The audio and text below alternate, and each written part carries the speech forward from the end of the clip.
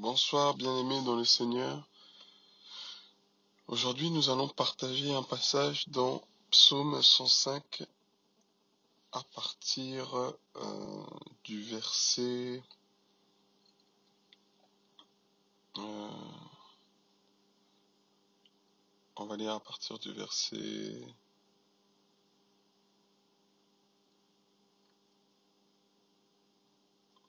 à partir du verset 20.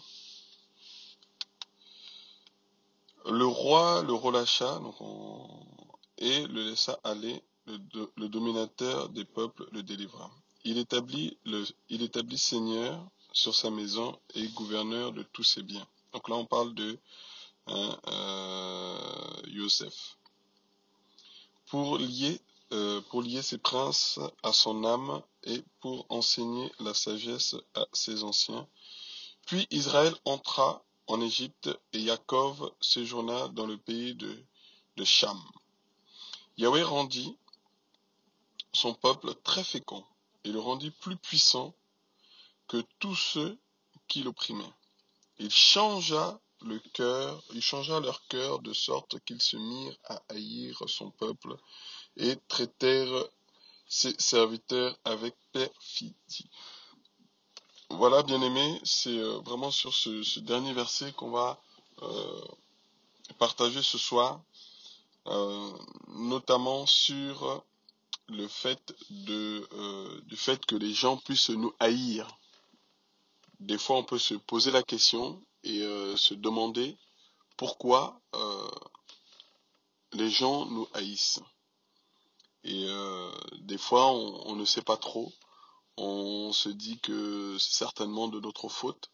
Des fois, on se pose des questions. On ne sait pas trop. On cherche. Et là, dans ce passage, bien aimé, on voit quelque chose de frappant. Notamment moi qui m'a énormément frappé.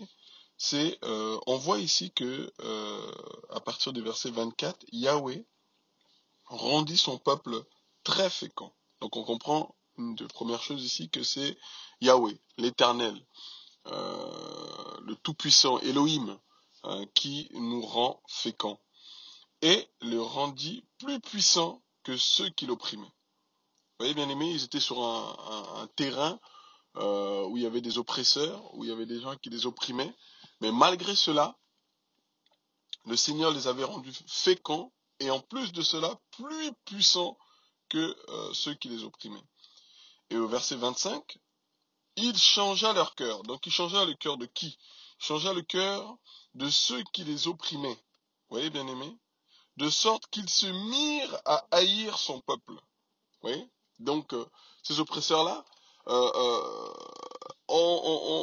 leurs cœurs sont totalement changés jusqu'à haïr maintenant le peuple du Seigneur et à les traiter et traitèrent ses serviteurs avec perfidie. Vous voyez, bien aimé? Donc là, c'est chaud. Là, ça commence à être très très compliqué.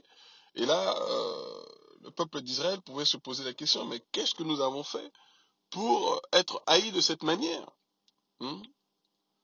alors que les gens les opprimaient, tout ça, mais malgré ça, les seigneurs les rendaient féconds, les seigneurs les rendraient plus puissants, et en plus de ça, il a rendu le cœur de ces oppresseurs-là jusqu'à les haïr. Jusqu'à les haïr, bien aimés. Jusqu'à les haïr.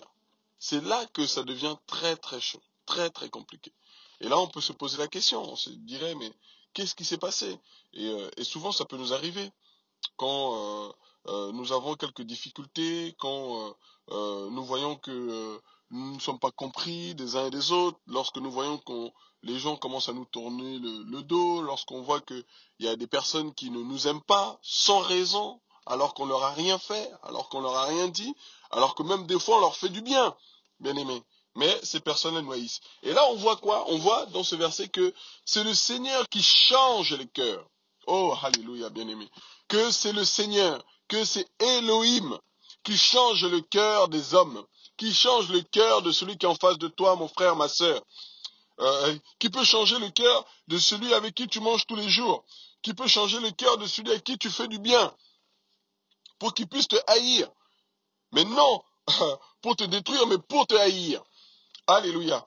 Parce que quand le Seigneur change ce cœur-là de cette personne qui est en face de toi, de cette personne que tu peux côtoyer de manière régulière, c'est pour un but, bien-aimé. C'est pour que le Seigneur puisse nous travailler, travailler notre caractère, travailler la personne que nous sommes. Parce que le Seigneur veut travailler nos cœurs pour nous enlever. Avant que nous puissions aller le rejoindre, le Seigneur veut travailler notre foi. Bien-aimé, comme Pierre le dit, qui travaille notre foi comme de l'or pur, qui doit passer par le feu, qui doit passer par les épreuves, qui doit passer par la fournaise, qui doit passer, oh, alléluia, par ses oppresseurs. Et ici, Israël passait par ces moments, bien-aimés, passait par ces moments chauds, passait par cette fournaise, par ses oppresseurs, qui le haïssaient, qui haïssaient, bien-aimés, Israël. Oh, alléluia. Il changea leur cœur de sorte qu'ils se mirent à haïr son peuple et traitèrent ses serviteurs avec perfidie, bien-aimés. Et regardons, allons donc maintenant dans Exode, parce que nous retrouvons exactement cet épisode dans Exode. Donc on peut le lire. Exode à partir du verset, on va dire, à partir du verset 8. Depuis, il se leva un nouveau roi sur l'Égypte, qui n'avait pas connu Joseph. Et il dit à son peuple, voici le peuple des enfants d'Israël est plus grand et plus puissant que nous. Agissons donc sagement avec lui, de peur qu'il ne se multiplie et que, s'il survenait une guerre, il ne se joigne à nos ennemis et ne fasse la guerre contre nous et qu'il ne s'en aille du pays. Ils établirent donc sur le peuple des chefs de travaux forcés afin de l'affliger par des travaux forcés. C'est ainsi qu'il bâtit les villes de Pitom et Ramsès pour servir de magasin à Pharaon. Mais plus ils affligeaient, plus ils l'affligeaient, plus il se multipliait et croissait en toute abondance. C'est pourquoi il haïssait les enfants d'Israël. Oh, alléluia! Bien-aimé, oh, nous allons relire ce passage. Mais plus il l'affligeait, plus il se multipliait et croissait en toute abondance. C'est pourquoi il haïssait les enfants d'Israël. Oh, alléluia, bien-aimé. Et les enfants d'Israël firent travailler les Égyptiens firent travailler les enfants d'Israël par force. Voyez, bien-aimé, malgré que tes ennemis vont continuer à t'oppresser, malgré que tes ennemis vont continuer à t'haïr, malgré que tes ennemis vont continuer à t'affliger, des peines, des souffrances, bien-aimé, le Seigneur va te faire croître. Oh, alléluia, alléluia, alléluia, bien-aimé, malgré qu'il les opprimait, malgré qu'il les haïssait, bien-aimé, le Seigneur les faisait multiplier, il les multipliait et les faisait croître en toute abondance. Voyez, bien-aimé, oh, regardez, bien-aimé, ce passage dans 2 Corinthiens, oh, alléluia, Seigneur. Merci, merci, merci, merci, merci, merci, merci, merci.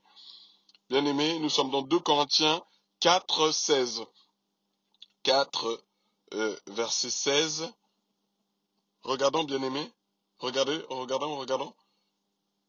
C'est pourquoi nous ne nous relâchons pas, bien-aimé, dans les épreuves. C'est pourquoi tu ne dois pas te relâcher dans les épreuves.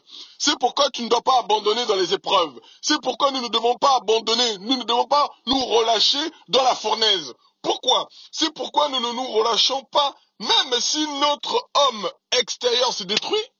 Oh, alléluia! Toutefois, l'intérieur est renouvelé de jour en jour. Voici ce qui se passait avec le peuple d'Israël. Voici ce qui se passait, bien-aimé, avec le peuple d'Israël. Et voici ce qui se passe aussi avec les enfants d'Élohim, avec les enfants de Yahushua. Bien-aimé, plus l'ennemi veut chercher à te cribler, plus l'ennemi veut chercher à détruire ton homme extérieur, mais l'homme intérieur va se renouveler, parce que le Seigneur va le faire croître, parce que le Seigneur va le multiplier. Oh, alléluia! Plus nous passons par les épreuves, et plus le Seigneur fait croître l'homme intérieur, fait croître son esprit en nous, plus nous sommes remplis de l'esprit. Oh, alléluia! C'est pour cela, mon frère et ma sœur, que tu dois passer par les épreuves. C'est pour cela que nous devons passer par les épreuves. C'est pour cela que les épreuves sont notre bien, et pour notre bien. Oh, alléluia! Bien-aimé, nous allons relire ce passage dans 2 Corinthiens. C'est pourquoi nous ne nous relâchons pas. Même si notre homme extérieur se détruit, toutefois l'intérieur est renouvelé de jour en jour. Oh Seigneur.